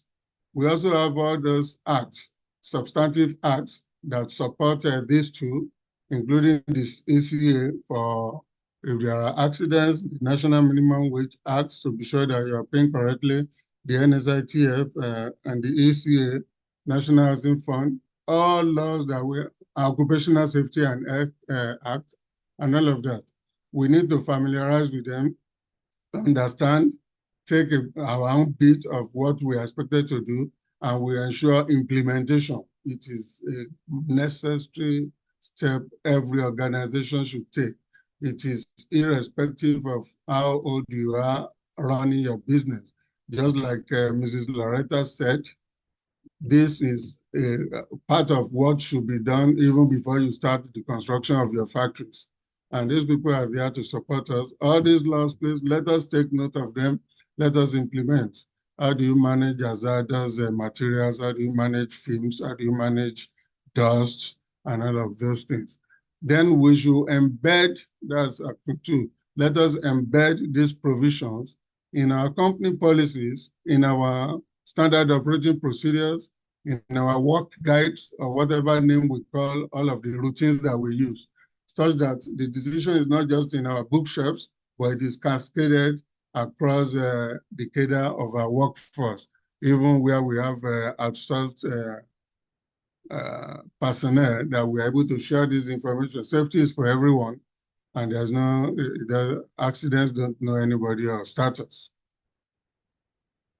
Then we should consider conducting regular training and sensitization. This is very important. Training is important. You cannot overtrain. You can only undertrain. For whatever reason, safety training is important even to ITF. And I think it's a column in one of the things they check in determining what is refunded to people at the end of the year. So training is very important. Let us sensitize people. Let us train people. Let us even, if we can run competitions on the sports competition, quick corner competition, just to continue to create the awareness in people that safety is very important. And we need to deepen social dialogue, engage people. I know of some organizations when they have their meeting, even with some meetings, including union meetings, the first point on the agenda is to talk about safety across each of the locations. What are those things that have been done in each of the locations to advance safety, to improve working conditions, and all of those things. The union also brings the report, and that shows that on both sides of the divide in workplaces, people are showing concern, they are showing interest, and they are willing to, they are more assured when they show interest. They are more assured they want to continue to come to that place of work, not being scared or afraid of whether they could lose a finger or any part of their body. Then we, just like I was saying the other time, the power to inspect or those things they can do is in section 78. That means you have all of those BC or thereabout or more. They are talking more about those things we should do as employers. So we need to perform regular self-assessment, internal self-assessment. We need to conduct internal audits, whatever name it is called in your organization, internal control systems. And when we observe gaps, we should close it promptly with a report and share in some cases, we share even learnings from those gaps that have been identified. It is important for us to address compliance challenges proactively. Yes, there may be no money all the time, especially of the recent, but I tell you, most organizations don't look at it twice when there are issues around safety and workplace issues. Anything that can damage control is more expensive than doing it right the first time. So let's address compliance challenges proactively and be on top of our situation. Be strong on employee welfare. They are your employees. They are your employees, and you should love them more than even the union. You should love your people more than even the government, because they are for today with you. So working conditions must be top-notch, and people should be happy to come. Safety leadership is the last one. And safety leadership, I deliberately put it there because there must be a tone at the top, from the top. Leadership on safety starts from the head of the organization. And this must be seen both in word and in action. Leadership, safety leadership, very important. So I conclude by saying that labor and factory inspection are critical components of ensuring safe and healthy workplaces in Nigeria. And so relevant stakeholders must work together to address challenges and strengthen labor laws and regulations. They are our laws, they are made for our good. And Nigeria can improve labor inspections and enforcement, thereby promoting a safer and healthier work environment for all of us. Thank you for your time. God bless. Thank you very much, sir. It's been a wonderful presentation.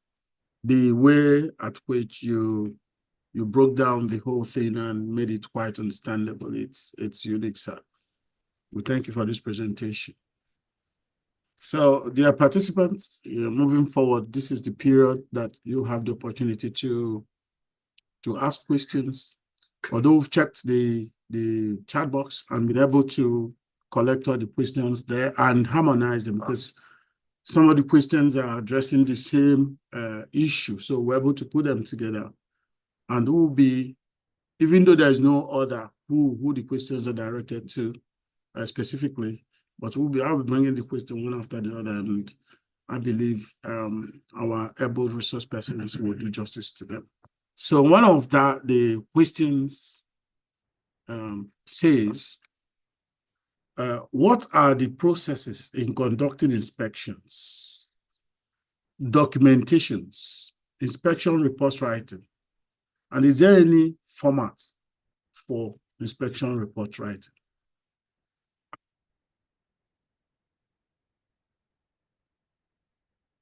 I don't know, maybe. Hello, if I answer. Yes. Hello. Yes, ma, I can hear you. Yes, the question is, okay, what is the format for conducting labor inspection? I mentioned earlier that there's a checklist. When we come to your organization, we have a checklist of questions we need to ask and things we need to look at. So that is the format. Okay, most of the time we are supposed to actually come unannounced. Okay. However, because of the challenges, by the time somebody travels, say from Ikoyi to Badagry to conduct an inspection, only for the person to be told that, oh, the person you are supposed to say, a human resource manager or something is not available. So you can see that could be very challenging.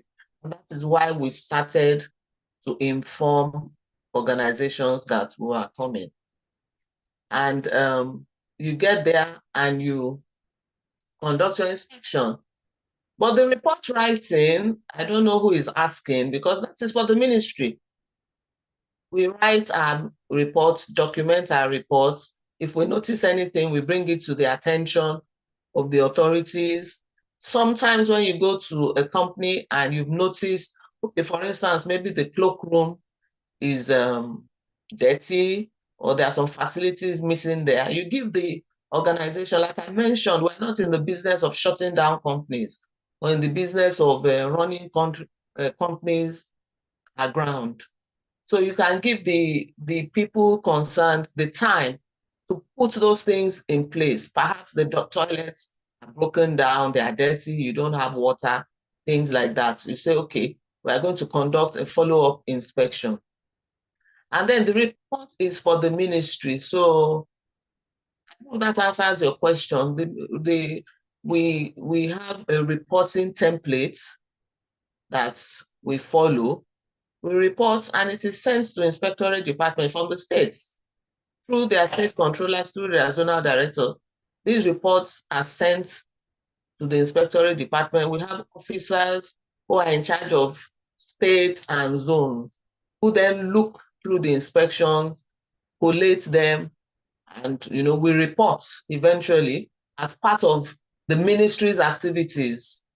We report to the powers that be, but the reports are for the ministry, and we work with them. When we notice things, we call the attention of those who need to be called, to these issues.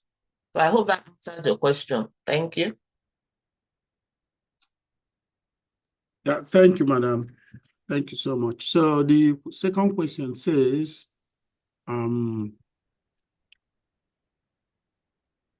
what is the Federal Ministry of Labor? Hello, good morning. I want to come in. Okay, ma. Okay. Okay, the processes of conducting inspection.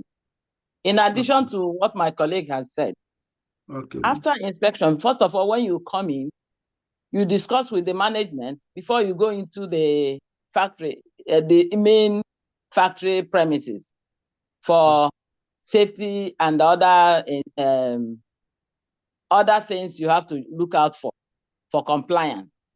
So after that, you have to come back and discuss your findings, the defects, the contraventions that you have discovered, discuss with the management. Then you go back, write your report, write what we call cautionary letter to the occupier or to the employer. When you write the cautionary letter, that will tell them what and what and what, that is recommending what. So after that, we'll now keep our own record and then go for a follow-up inspection to check if there has been an improvement in what you have observed. The company, I mean, we send to the company. Hello, ma. And the ministry keeps their own record. Thank you. Okay. Is a wonderful addition. Now, the second question goes, what is the Federal Ministry of Labor doing to provide a new occupational health and safety act with laws that could repeal the current Factory Act in line with current workplace realities and international best practices? I would like to start. Well, okay. I would like to start with. Well, let me come in. Okay. Okay. Like she said it earlier, that bills, labor bills, have been sent to. Is yet to be sent to National Assembly so that it will now later be sent to presidency for his assent.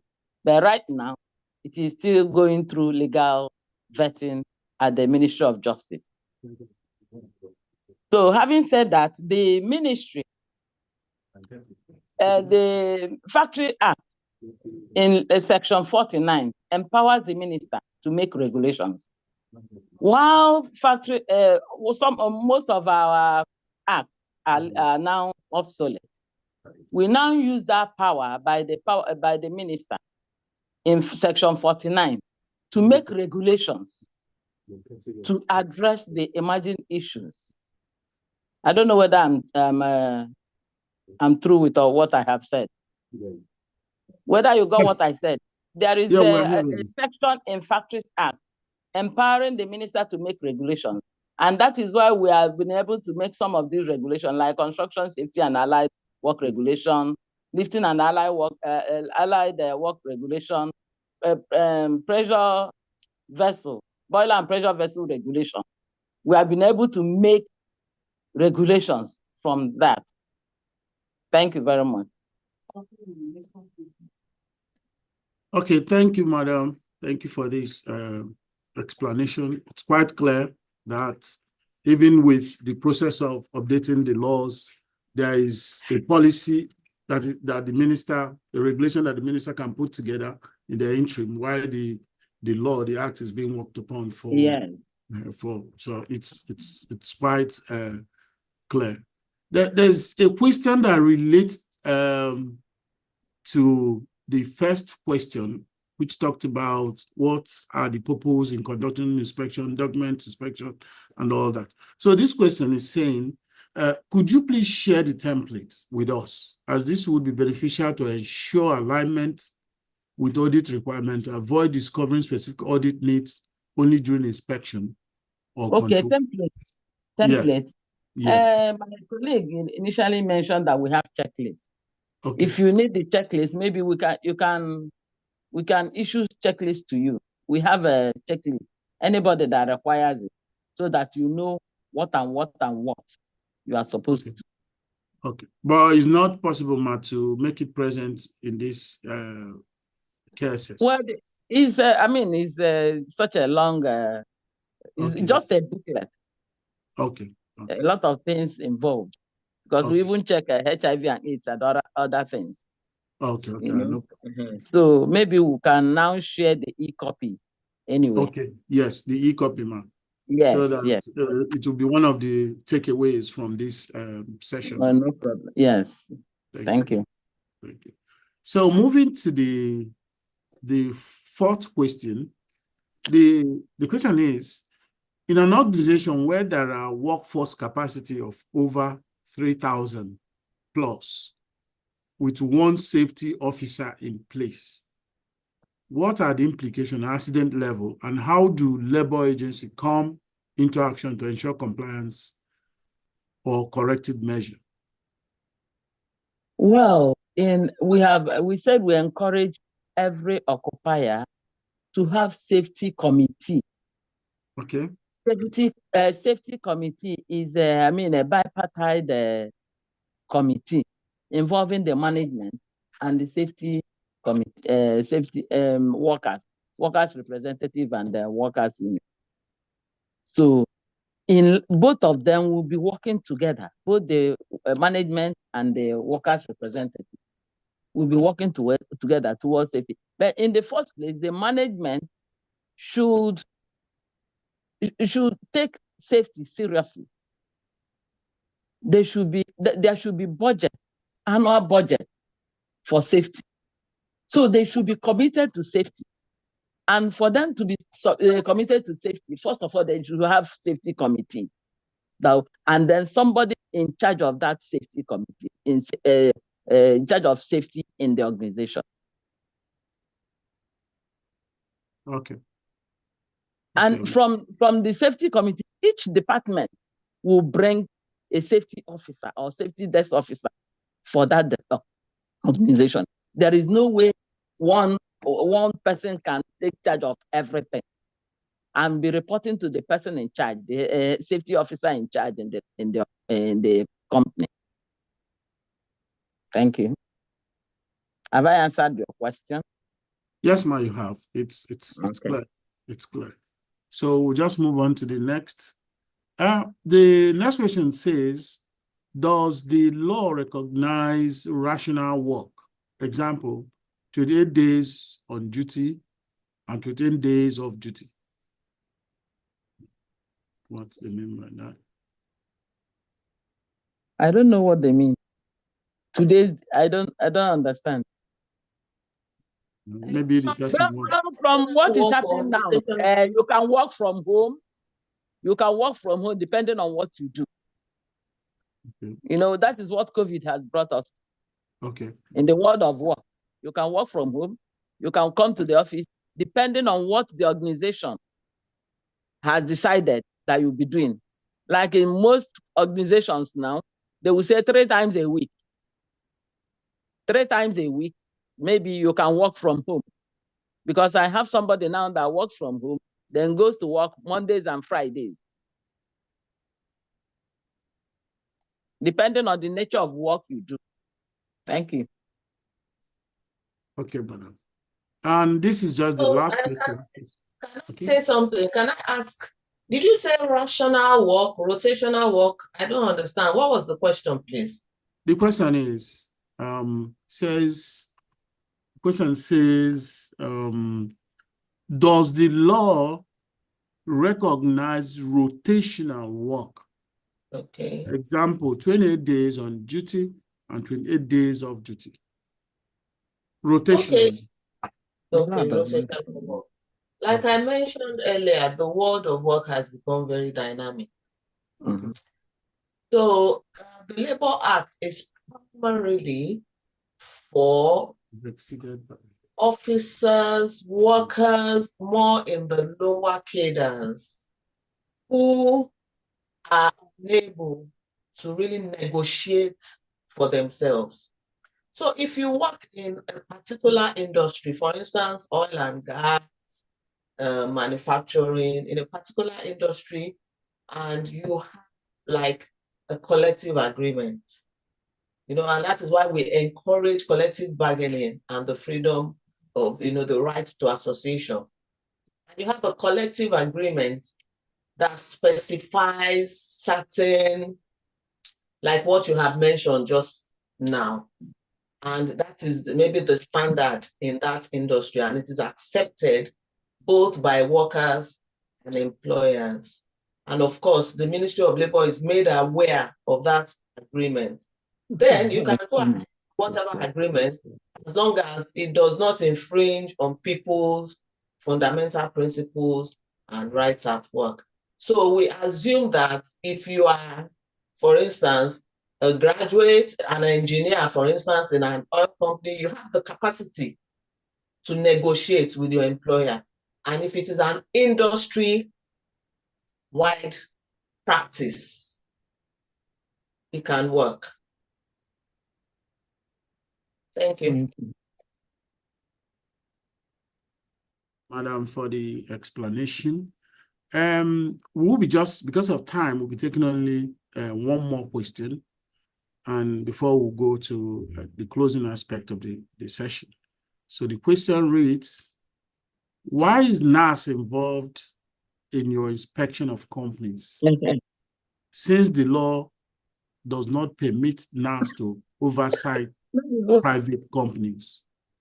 Is there any law to that? Could it be shared with us? Thank you. Hello.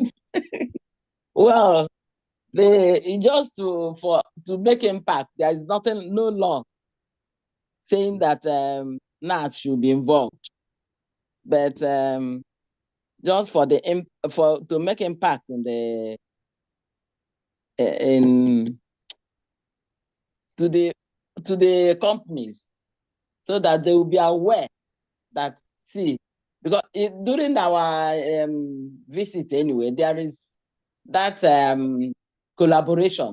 There was that debate that they will now join in there's no law. Hello, can I add to that, please? Okay, so we have a Senate Committee on Employment, Labor, and Productivity. Similarly, we have a House Committee on Employment, Labor, and Productivity. And as part of their oversight functions, and because, well, according to them, there have been reports and complaints by citizens, I do not think they don't intend to come on routine labor inspections. No, they do not intend to come on routine labor inspections. Occasionally, they would like to, what we are told is that they would like to be involved in one or two inspections, so that, of course, even the citizens will know that the Ministry of Labor is being watched closely to ensure that we carry out our functions. So that is my addition. And then I wanted to quickly address one or two things I saw in the chat box. So somebody said, is it compulsory to have a handbook? Please, I would like the person to go to the Labor Act and go to Section 7 on contract of employment, where it is specifically stated that there must be a written particulars of terms of employment. So please look at that. And then as regards the hours of work, that is the standard, 40 hours a week. So if you have a 5-day work week, it's 40 hours. If you work for 6 days a week, it's 48 hours, and so on and so forth. But it's 8 hours a day is the standard, the international labor standard. Anything in excess of that is considered overtime, except if in your, like I mentioned before, collective bargaining agreements and so on, for those who have the capacity to negotiate their own terms and conditions of employment. But if you're working, your junior staff, this is the standard. So thank you. Thank you, madam. Thank you very much. And with this, I would like to call on my colleagues, Judith Theater, for the conclusion of the program. Judith, over to you. Okay. All right. Thank you so much. And on that note, I'll bring this meeting officially to a close. But let me quickly run down through what we learned today. We started by going through the laws guiding factory inspection, and those ones guiding us through labor inspections also. The presenters also dwelt on the duties of the employer, the duty of the government. They looked at the challenges both from the government perspective and the employer's perspective also. Then they also covered that of the inspectors or the inspectorate. Then there were recommendations that were made. And finally, we also had the call to action. But in all these, in all the presentations, some things stood out or that ran across the entire presentations that were made today. One is the acquaintance with the relevant laws governing safety and labor inspections in Nigeria. Then we have that of training and capacity building of the employees. This is also hinged on being acquainted with the laws. There's no way you can gain acquaintance without undergoing a form of training or a form of capacity building. Then we also looked at company policies. Every company should have a handbook that encapsulates the policies of the company.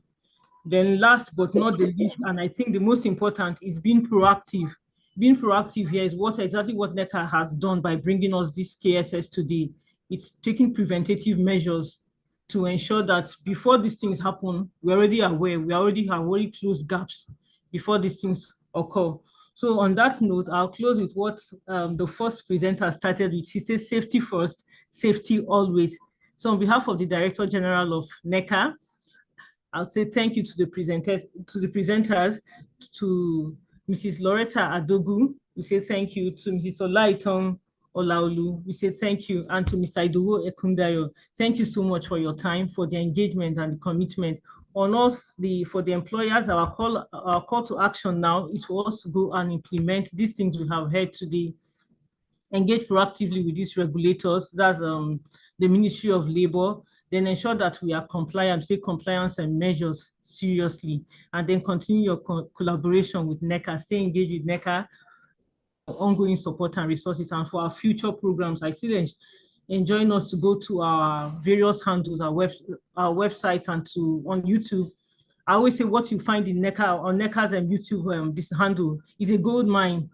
We should go there and still learn on best practices and compliance issues. On this note, I say big thank you to all of us.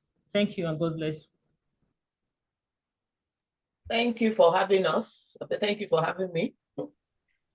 Thank you, madam. Thank you, everybody. Thank you very much. It's been a great time.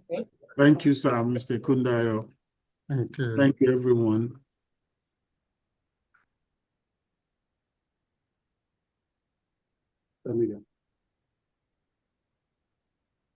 Okay, session. Okay.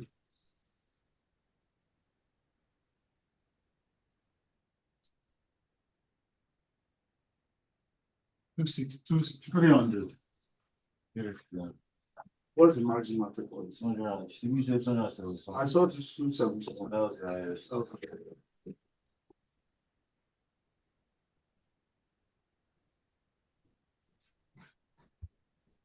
Okay.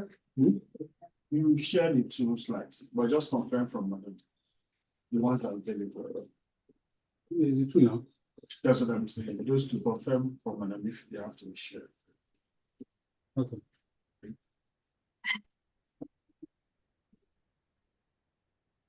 I also share the flyer.